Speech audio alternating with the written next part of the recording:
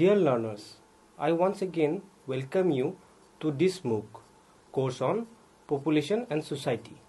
Today we shall discuss the module 19 of this course titled Indian Economy and its Population. In the previous module we discussed about educational scenario of Indian population. So let us begin the discussion with our learning objectives. Learning objectives of this module are: after going through this module, you will be able to understand the relationship between economy and population of a society, relationship between population and labor force, consumer base of the nation, demographic structure, quality of human capital, relationship between economic development and urbanization, and some government policies on population. The relationship between economic system and its population is multi-layered and complex. Many researchers forecasted that economic growth will be slower in countries which will be facing low population growth. Others pointed to the problematic aspect of population growth as it will lead to overutilization of finite resources available on Earth. The increase in population has an impact on many factors like economic inequality, migration, and size of the country's labor force. Several key factors are responsible for complex relationship between economy and population. Let us discuss them one by one. Number 1. Growing population and labor force. Increased labor force size from a growing population can propel economic growth provided it is used efficiently. This is especially true in developing nations, where a population dividend may arise if the working age population surpasses the population of dependents. According to estimates from consultancy firm EY, India will have 1 billion working age adults by 2030. This indicates that during next 10 years, India will account for almost 25% of the global workforce growth. Many of the biggest corporations in the world, such as Apple and Amazon, have already established sizable research and technology centers in India in order to take advantage of the enormous talent pool in that nation. On the other hand, the situation is difficult for India's economy because there are not enough jobs currently to support everyone who is working of age. People simply drop out of labor force after looking for some time because jobs are not growing fast enough, stated Santosh Mehrotra, an economist based in Delhi who was also serving as visiting professor in the University of Bath in UK. India has an extremely young population with a median age of 29. In contrast to China, the United States and a number of other wealthy countries where the population is aging, China and the US in contrast have median age of 38, and the aging population is already creating a labor shortfall in certain sectors of the economy. This presents an opportunity for India to reap the benefits of what experts refer to as demographic dividend, a phenomena in which economic growth accelerates due to a greater number of working age individuals than dependents such as elderly and young children. A dividend of this kind helps China's economy grow rapidly and transform South Korea from one of the world's poorest countries to one of the richest. A significant obstacle in India's quest to capitalize on its working age population is the high percentage of non-laborers. The labor force participation rate, which tracks the proportion of adults who are aged enough to work, shows that just roughly half of them are either employed or actively seeking employment. Now we will discuss about the consumer base of India. Increased consumer base size due to population growth may result in higher demand for products and services. Businesses may benefit from this and it will also help the economy grow. As the number of middle class to upper class household rises, India's consumer market is expected to rank third in the world by 2027 according to BMI. India is now ranked fifth, but according to Fitch Solutions, a 29% increase in real household spending will move the nation up to 2 spots. Indeed, the research projects that at 7.8% annually, India's household expenditure per capita will rise faster than that of other developing Asian nations, including Indonesia, the Philippines, and Thailand. According to BMI, till 2027, India's household expenditure will surpass 3 trillion due to a compound annual growth in disposable income of 14.6%. By then, it is anticipated that 25.8% of Indian households will have an annual disposable income of $10,000. The majority of these households will be located in the economic centers such as New Delhi, Mumbai, and Bengaluru. The wealthier households are mainly located in urban areas, making it easy for retailers to target their key target markets. India's large youth population is also a driving force for increased consumer spending.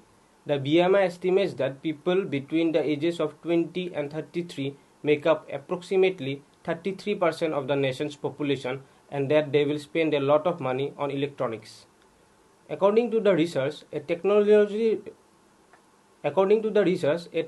literate urban middle class with increased amounts of disposable income would encourage expenditure on aspirational products such as consumer electronics, which would drive communication expenditure to rise by an average of 11.1% yearly to $76.2 billion by 2027. Now we will study about the demographic structure. The key elements which formulates the demographic structure of a society are A. Age distribution. A population's age distribution is very important.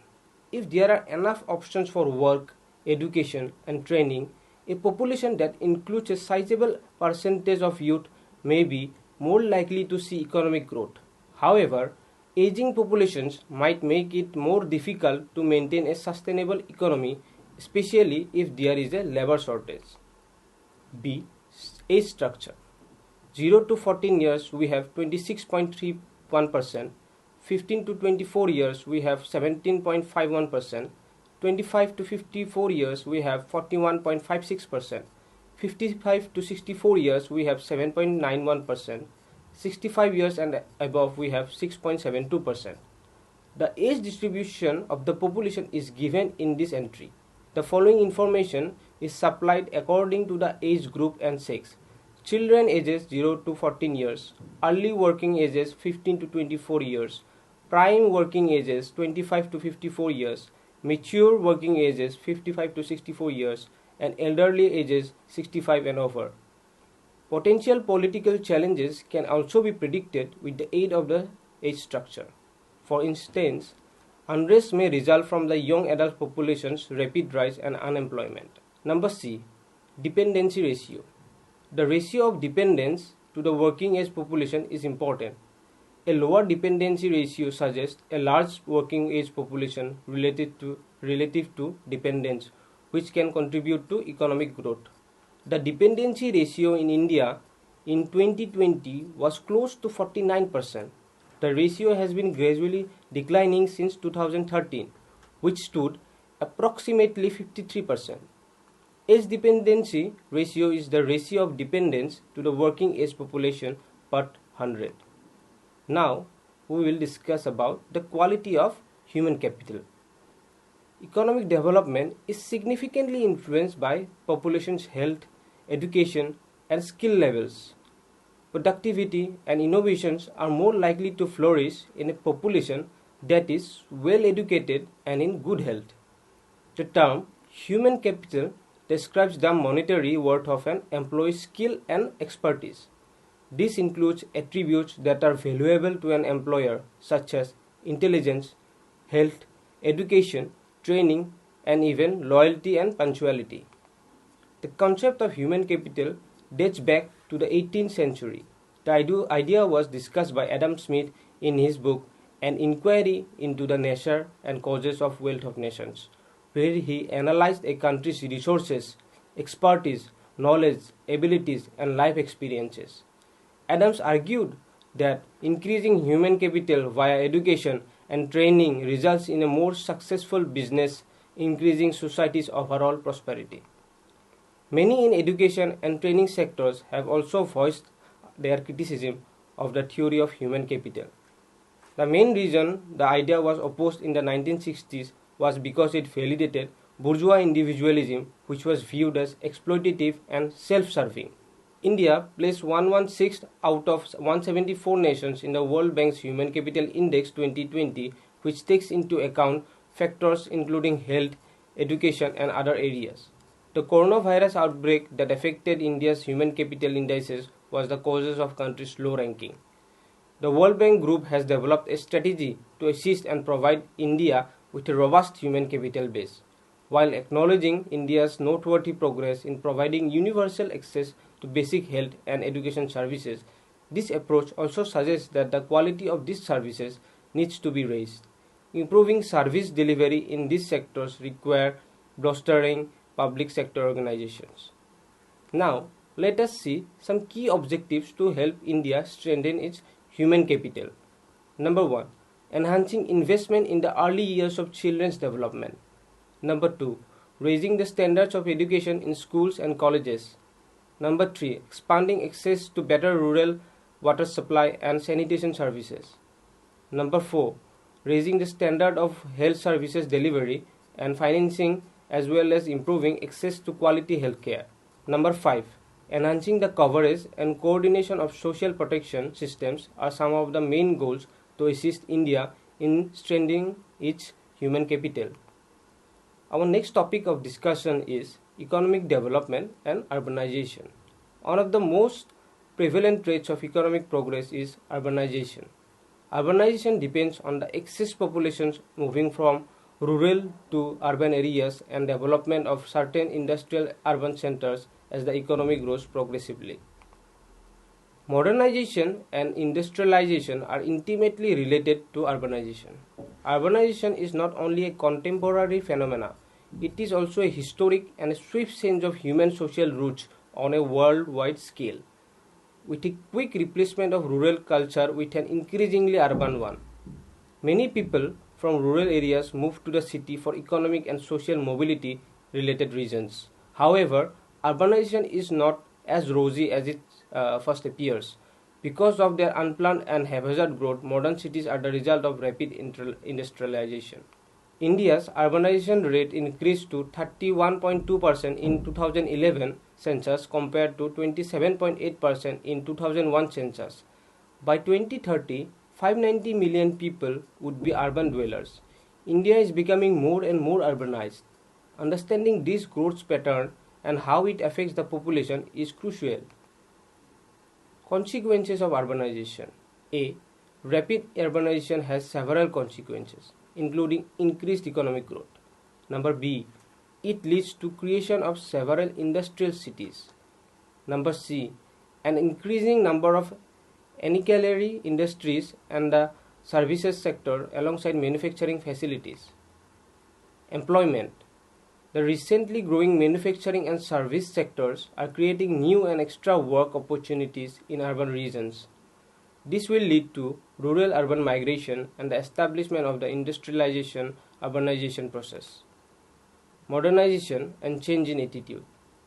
As a result of urbanization, people's attitudes and thoughts change, leading to modern behavior and appropriate motivation, which obliquely aids to the nation's pursuit of quicker economic development.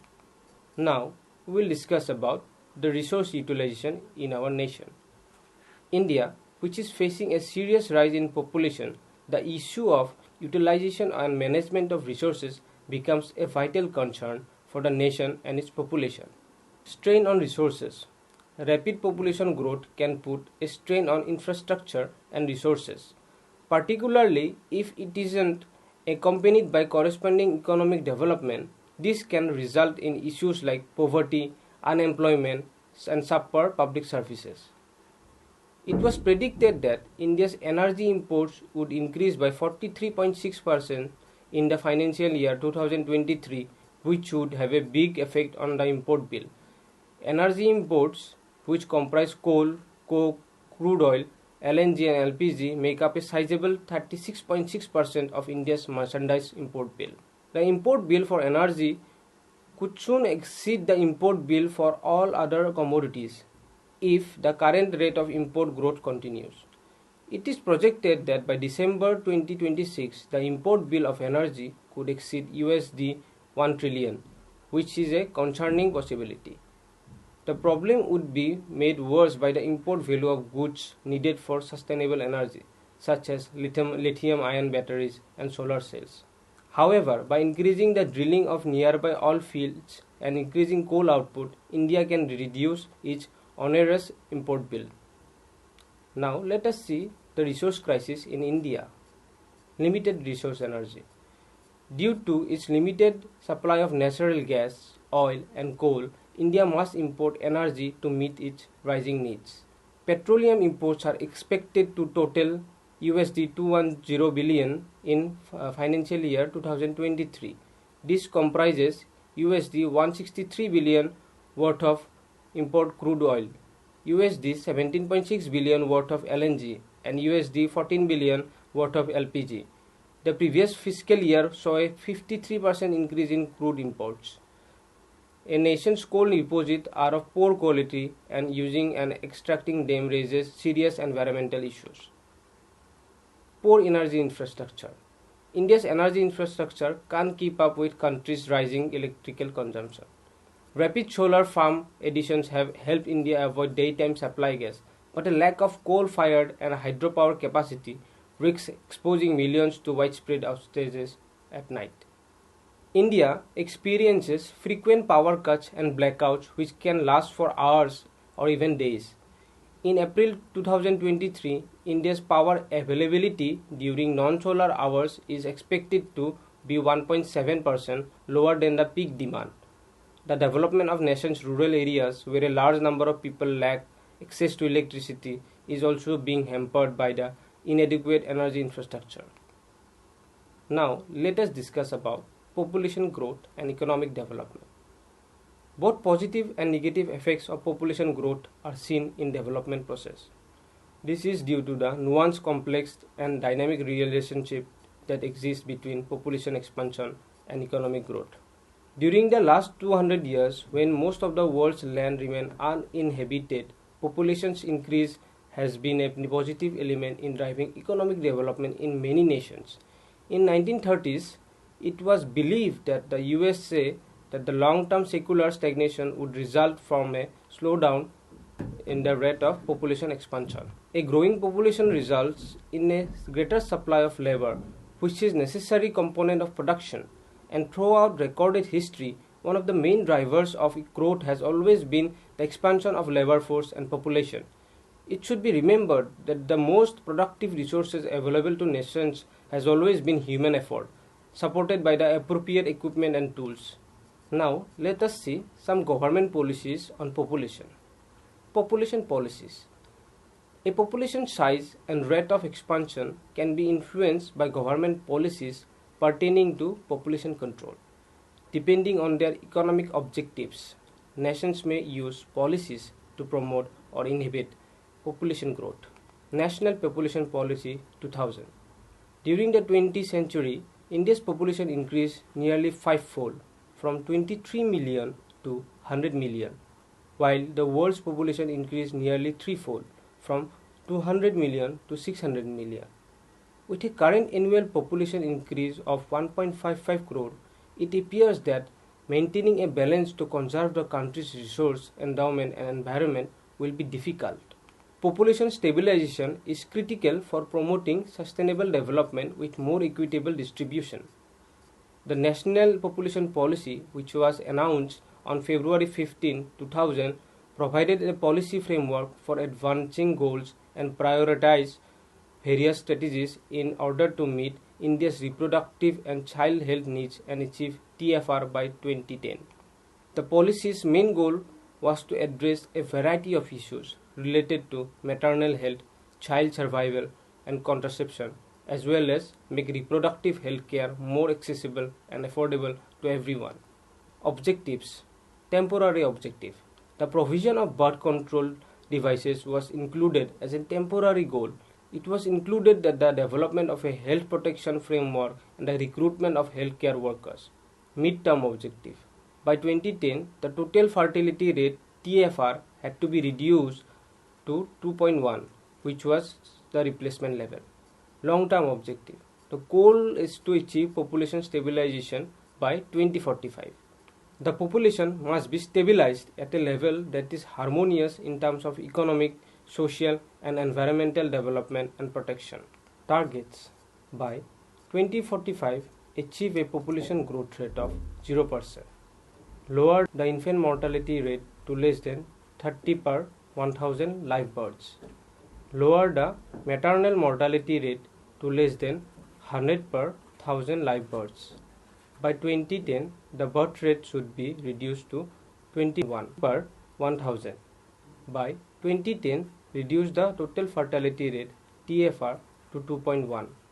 You will be able to understand the population policies in details in Module 22. So, learners, we have come to the conclusion of today's module, which was focused on Indian economy and its population. We have discussed here the relationship between population and labor force, growing consumer base, demographic structure, utilization of resources, economic growth and urbanization, and finally some policies on population. Thank you.